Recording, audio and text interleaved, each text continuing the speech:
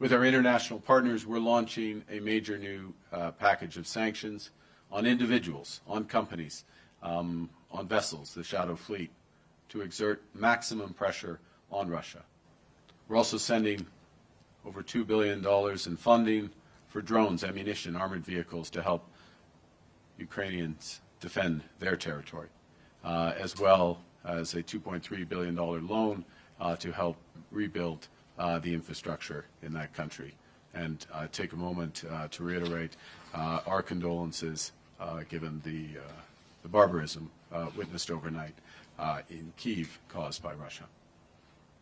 G7 leaders also reiterated our commitment to the pursuit of peace and stability in the Middle East. Made clear that Iran is the principal source of regional instability and terror. And we've been consistently clear that Iran can never have a nuclear weapon.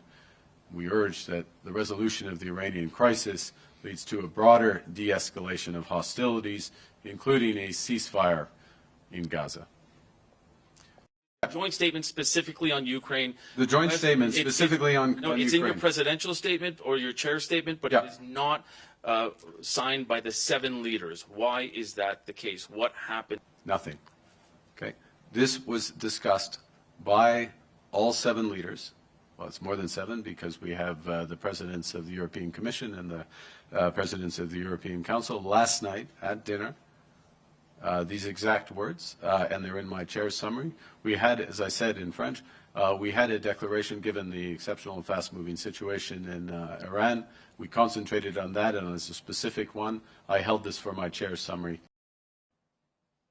Good evening. On retaliation, you have not retaliated to the doubling of steel and aluminum. No, we have not yet. We retain the flexibility in order to do so, and we are looking. But I will say one thing which is related to that, which is we are looking very actively about the risks from third-party or third-country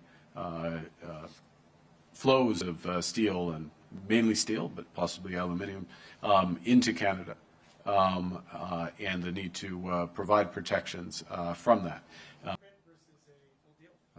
As this evolves, relate as much to other countries' potential dumping of steel, excess steel into Canada as it does the U.S. So we're looking to calibrate appropriately, but we'll do what's necessary, and in short term. And I wouldn't necessarily look to a 30-day window to in that response. In your meeting with Prime Minister Modi, I wanted to ask you, what did you say to him about the murder of Canadian Sikh activist Hardeep Singh Nijjar?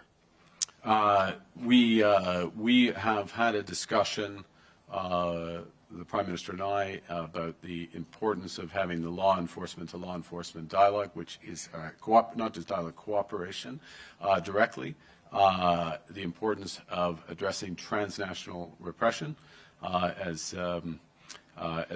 I noted, including when we met, and obviously there is a judicial process that's underway, and I need to be careful about further commentary.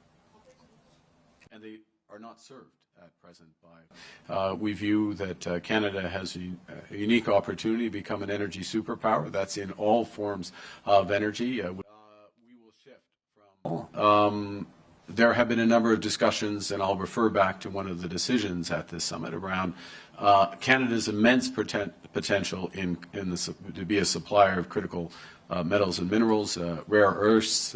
We will create a critical minerals production alliance, a G7-led strategic initiative to stockpile and develop critical minerals needed for defense and technology, including a range from germanium, gallium, graphite, rare earths.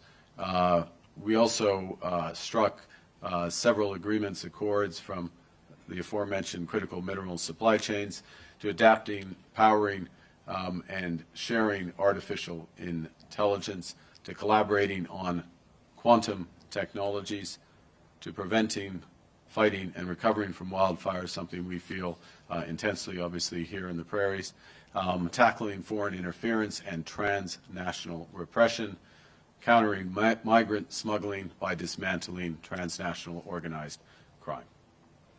That is the end of the press conference.